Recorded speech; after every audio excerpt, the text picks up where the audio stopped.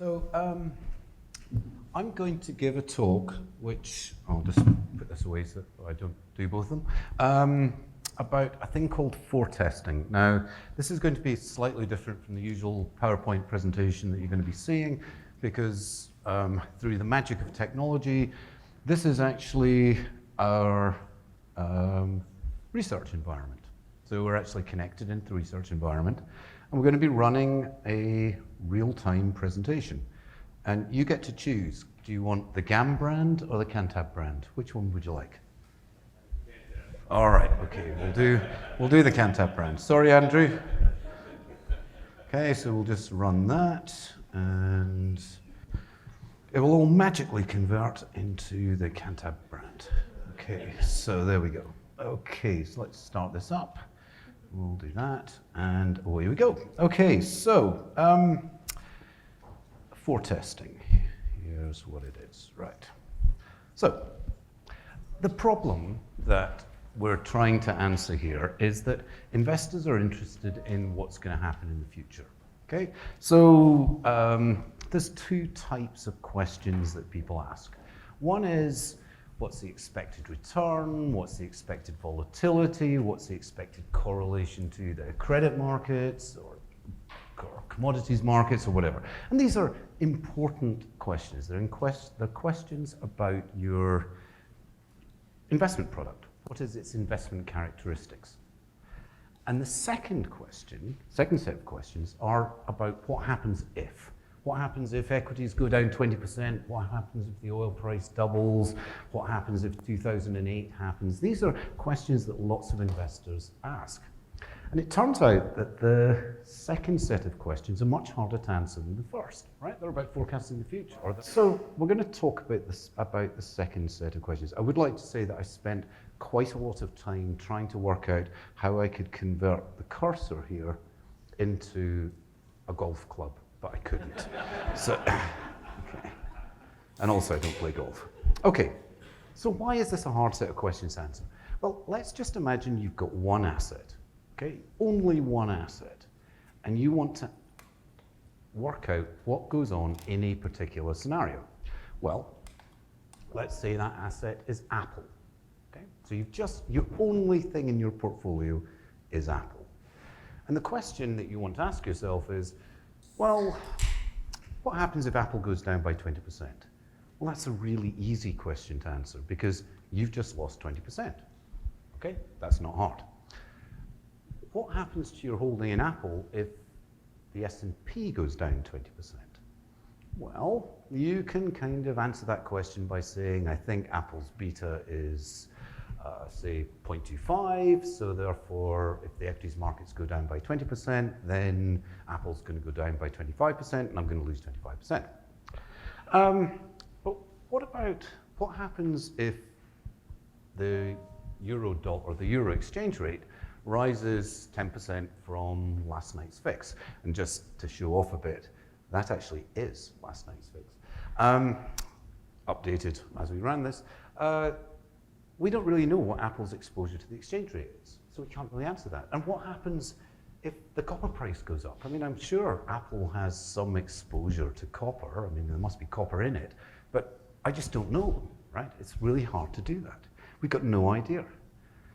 And also, what's the probability that this is going to happen? This is a really classic risk management problem, a risk control problem. So, now we've got another problem, and this is a hard problem, or even harder problem. If you only trade once a day, then it's relatively easy to work out what's going to happen, or what the distribution of outcomes is tomorrow. Okay? Because you've got your positions today, and you can either Monte Carlo simulate, you can create a covariance matrix on recent data, and sort of do a Monte Carlo simulation of all of your assets, or, and probably better as I say there, you can just take a whole bunch of what were the one-day returns on all of your assets and apply them to your current position, and that gives you a distribution. That's a classic one-day historical value at risk measure, or risk measure. And you can also calculate monthly distributions. What would happen if I had these positions and we simulated them forward a month or a year, and that gives you some sort of risk management. And that's the way that people generally think about risk management when they're thinking about the risks in their managers. Okay? They're thinking about what happens if my manager's position and he's currently long copper and short oil and so on. What's going to happen over a month? Well, I can sort of imagine what would happen to oil over a month. But, and this is the key thing here, is all investment processes are path dependent. Your decisions get informed by the past. So, if you've got a discretionary investment process, okay, you're probably going to change your portfolio. Nobody runs through no discretionary manager runs through the whole of 2008 going, well, I'll just set my positions, see what happens. Okay, nobody does that. I mean, no discretionary manager does that. But if you've got a rules-based investment process, quantitative, systematic, however you want to describe it, you're definitely going to change your investment process. And there are many types of rules. I mean, this isn't just about systematic trend following or value or carry or whatever the thing is, high-speed trading. There are many types of rules in investment. There's things like stop losses, position limits, concentration limits. There's risk parity style investing. Those are sets of rules. Almost every ETF is actually a set of rules, right? So they're going to do something. Risk premium, trend following, stat op. If you've got a systematic investment process, rules-based, your outcomes are going to be path-dependent. You can't just do a scenario analysis without thinking about the path that you're going to take through that scenario analysis. So, how do we model the future in some dynamic way? So, here's my hypothesis, and at least for this audience, this should not be a very controversial hypothesis. This is the hypothesis that the past gives us some indication of what might happen in the future.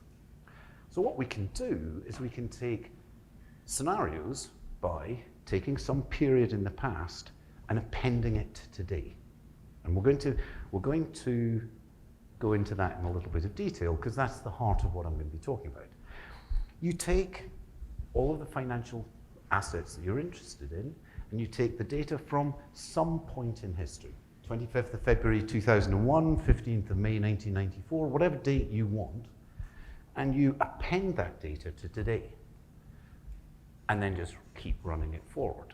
Now, there's obviously a lot of subtleties in this. You can't just do that. You couldn't do that with the S&P, because I don't know where the S&P was in 1994, but it's very unlikely that we're going to jump from the S&P's value today to its value in 1994. Okay, that's not going to happen. So we have to use return data. But some data is about levels, it's not about returns. So you've got to build that in. And then there's a whole host of issues about things like weekends, holidays, and corporate actions. And all of the managers out there in the audience who are quants know that that is a massive pain in the ass, and it just goes on and on and on, and that's most of our job. Most of our job is actually dealing with all of that kind of rubbish. But we're going to assume that it can be solved because it can. So let's look at this in action, okay? So here's scenario stitching in action. So what I've done here is, I don't know if you can see on that screen, but up here is the date, the 1st of January 2005, and this is that period here. So here we go, we'll just zoom in on this, and there's 2005, okay? So that's the data for the S&P 500 in 2005. And what we're going to do is we've appended that to today. There's today, okay? Now that's the last price, that's overnight last night, and then we've just started appending that 1st of January 2005 data along there. So this, when we go back out again, this is the scenario that the 1st of January 2005 starts happening tomorrow. And of course, we can choose any date. You know, there's the 1st of January 2007. There's, what's the date today? The 30th of April 2008. So that's what's going to happen if the 30th of April 2008 and all the rest of it starts happening tomorrow. It's a scenario. right? That's our 30th of April 2008 scenario. Now we've got to do a little bit of stuff. We don't obviously talk about price, really. We talk about normalized price, so we're going to normalize everything to starting at 1. But now that we've done that, we can do that for other assets.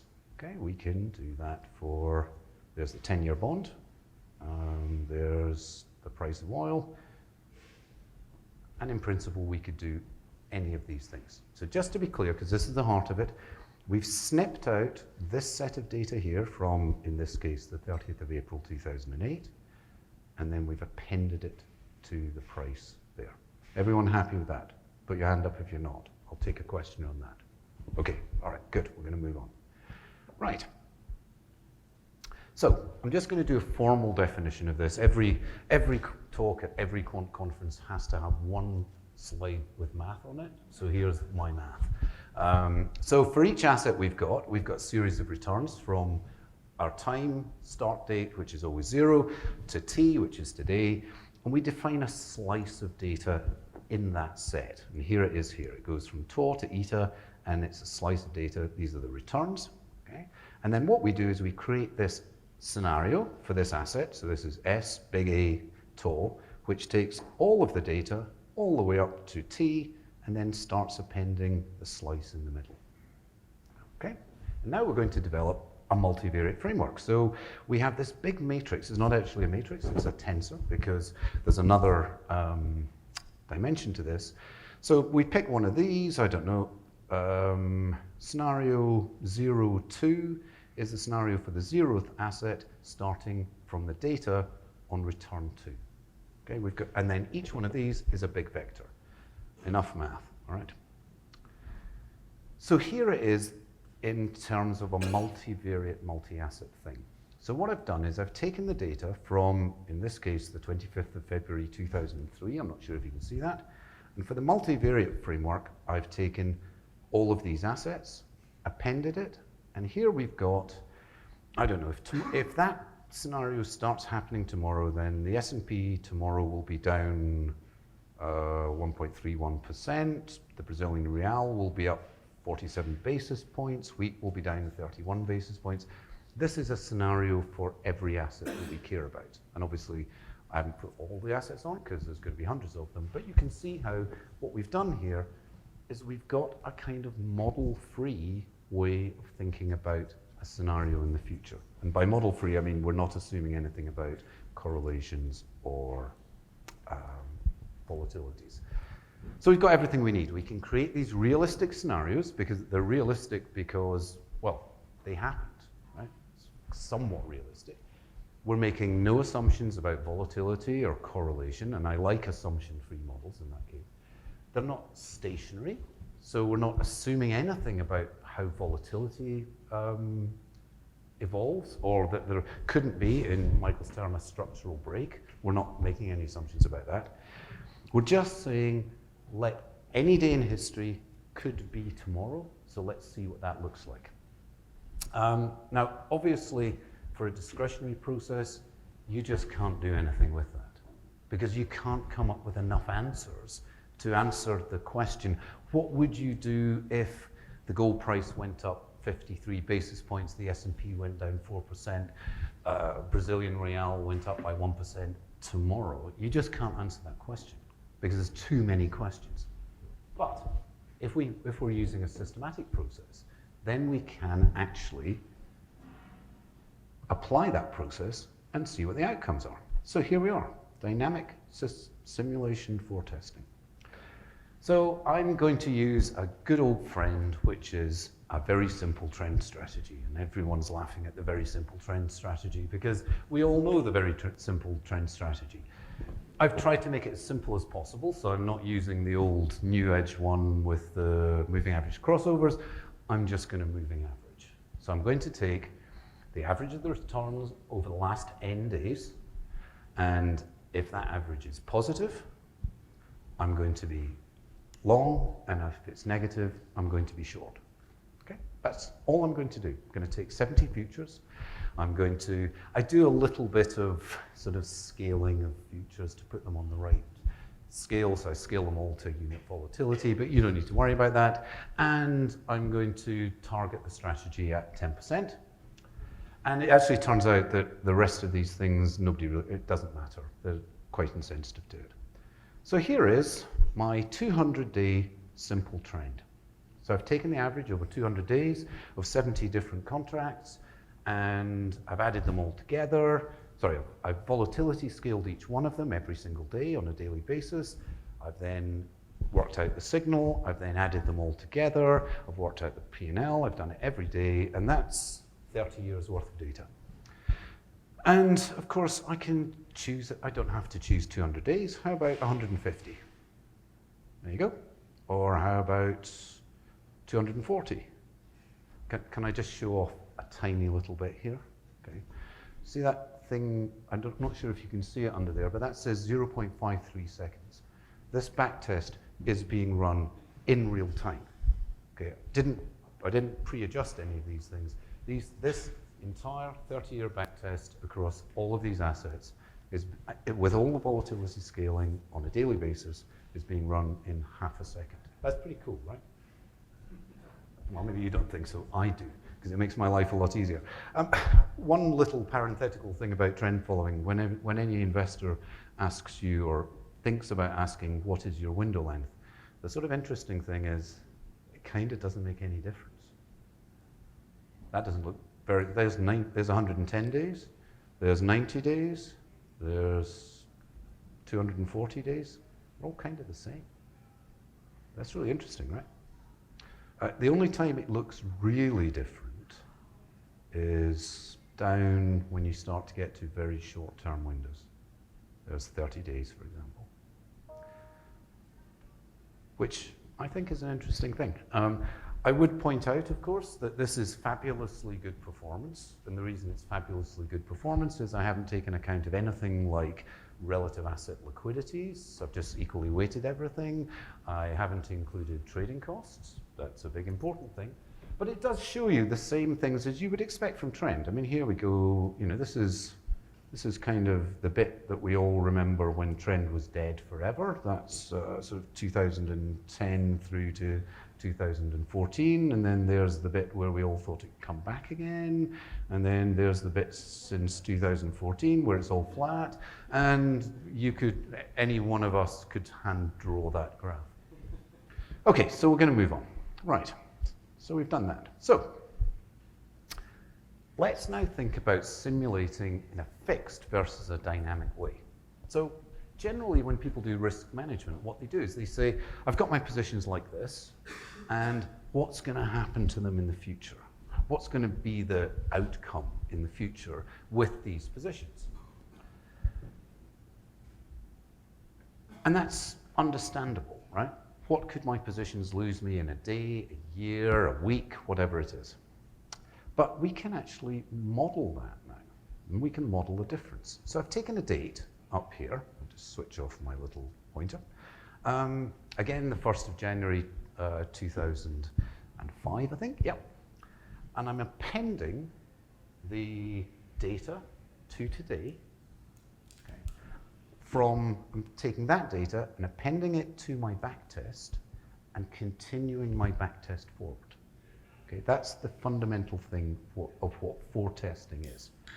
And I'm doing it in two ways. One, I'm doing it by just sticking with the positions and seeing how those positions evolve. A fixed set of positions today, whatever I've got today. And because this is all live, this is really what I think I'm using a 120-day or a 200-day trend model. This is the positions it would have today. And I'm running it forward through the data. And I can either take the positions, which is this bit here. Let me just zoom in on this. So the blue line here is what would happen to those positions if the data on the 1st of January 2005 started happening and continued forward. And you can see that is very, very different from the sort of mucky green line we've got there. And that green line is what happens if the models start reacting to the data. And it's different, okay? So this is kind of saying, this is a way of simulating what could happen in some some outcome. And of course, I don't have to choose that date. I don't know, we'll choose the 1st of January 2014. How about that? There we go. I've done that wrong. 2014. There we go. Here's a new scenario. And it turns out that if that starts happening, if January 2014 starts happening, I would actually be better, if it happens, to just stick with my existing positions rather than actually letting my models react to it. Now, there are clearly, because I'm just choosing these things, there's clearly other outcomes where that isn't true. But this is kind of interesting, right? It's telling us something about the future. So, we've done a lot of these analyses for people. I mean, obviously, we're not doing it on simple trend. We're doing it across the entire portfolio. And there are well-defined scenarios that people are interested in. You know, what would happen to your models across the credit crisis, across the tech bubble, 9/11? There are lots of different things that people are interested in. And we can foretest how these models, or how our current set of models, would perform if these scenarios started happening, because they can start reacting to the data. Which is interesting, and it's an interesting insight into the difference between how my positions would perform over these scenarios and how my models would perform. But I'm going to actually show something that might be of interest to general purpose people. And we're going to look at a 120-day trend, and we're going to ask the question, how does that perform in down S&P months? Or down S&P periods, I'm sorry, not down S&P months. That is something that, again, people are pretty interested in. A lot of the reason why people have systematic macro in their portfolio is, well, over the long term, it's reasonably uncorrelated to equities, say. But over the short term, some people might say, and I would probably disagree with them on this, some people might say that it's some form of crisis alpha. Now, I would actually disagree with that, but nonetheless, this will actually show that that might be true, but there's more subtle reasons why that's not true. So, what have I done here? Well, I don't know if you can read that, but I've picked a window length, 5 days. Okay, so we're going to start off with 5 days. And I have gone through every single 5-day return, and I have sorted out the overlapping thing, Michael, so I'm okay with that. Every single 5-day return in the S&P, and I have picked the worst 5%, so the 95th percentile of those returns. And then what I've done is I've said, on those futures, how would trend following have performed today if those 5 days, which are the 5 worst days, 5%, sorry, the 95th percentile of the S&P 500 days started happening, how would trend following perform? And, well, there's two things here. There's the blue histogram and the red histogram. The blue histogram is the worst percentile returns for the S&P, the worst 5th percentile over 5 days. And unsurprisingly, those are all negative. We wouldn't expect anything else. And here are, on those corresponding days, here are the returns in the red of the simple trend following. And there's not much really you can see there. I mean, it's kind of zero mean-ish, but not much. So now we can take the number of days ahead forward, because nobody really cares about 5-day returns. You care about 1 month returns, or let's look at, there's 60 days, shall we? It is very cool that this is all happening in real time, isn't it? Come on, it is quite cool, well, for me anyway, as a technologist. So here's the sort of 3 month, 59 days, that'll do. 3 month, worst 3 months in S&P history, the worst 95th percentile, 3 months, and here's how trend following does. And look, it does okay. It does positively. That's kind of interesting, okay, in these scenarios. There's a better way actually to visualize this. Here I've colored the return of trend following green if it's positive and red if it's negative. And the zero line here is S&P returns, so the x-axis is the S&P returns, and the y-axis is trend following returns. And as I take the days forward, what we see is that we're starting to cluster up in the top left-hand corner, which is basically telling you that in bad periods for the S&P 500, trend following, and I'm no particular fan of trend following, I'm just using this as an example. We could use lots of other things. Trend following actually does pretty well. There are very few red spots there. And of course, we can do it at a different percentile, and it's, once you get down towards, well, there's the 50th percentile. Pop quiz, 50th percentile of S&P returns. Some of them are, quite a lot of them, are positive. And when I first saw this, I thought I'd done the programming wrong, and then I realized, of course, the S&P 500 on average kind of goes up, right? And I'd forgotten that. So this is actually why good, smart, quick visualization is important. So anyway, that sort of tells you something interesting, right? We've used this technique to do something which may or may not be interesting. So here's the thoughtful bit of this, right? I mean, we've shown off some technology, we've shown off an interesting technique called foretesting. It's kind of powerful, and it's an interesting and powerful technique to be able to estimate the future returns of a systematic strategy, something you can only do with systematic strategies. So maybe that's a plus on, a mark for us in the plus column for systematic strategies. You can use it for scenario modeling. You can use it for modeling the effects of stop losses, asset rebalance rules in a slower portfolio. You could actually have a measure, we have a measure called dynamic VAR, DVAR, where we're thinking about the value at risk over a time period, assuming that our models react to the data when it happens. And you can use it to analyze models, and you can use it to optimize things. But, and here's the important thing, and this is where I'm kind of saying sort of the same thing about data, which is there are methodological and statistical problems with an approach like this. Right? Anybody that tells you they've got a statistical approach that doesn't have some embedded problem is fooling themselves or trying to fool you, to use a phrase that we heard earlier. The models have already seen the data. Okay? One of the things that bedevils systematic research or research into models is, unless you're careful, it's quite easy to allow the models to see the future before they should see it. Okay? And also there's lots of trip-ups where people look at, they look at the S&P 500 and they go, oh, on average its volatility was 19%, so let's scale everything to 19%. Well, you only know that on average it was 19% because you've seen that 70 years of data. You didn't know that 70 years ago that it was going to be that. Those sorts of things, that's future peaking.